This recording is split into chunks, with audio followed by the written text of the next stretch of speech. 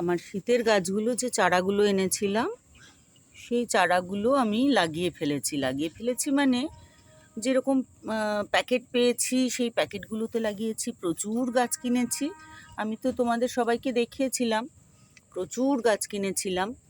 তো আমি গাছগুলোকে মোটামুটি প্যাকেট পুকেট যা পেয়েছি সেগুলোতে লাগিয়ে দিয়েছি। তো দেখা যাক, একটু একটু বেড়েছে গাছগুলো। এই যে এই গাছটা যেমন একটু বেড়েছে, এই ডগাটা একটু কেটে দিই, তাহলে ঝাঁকড়া হবে।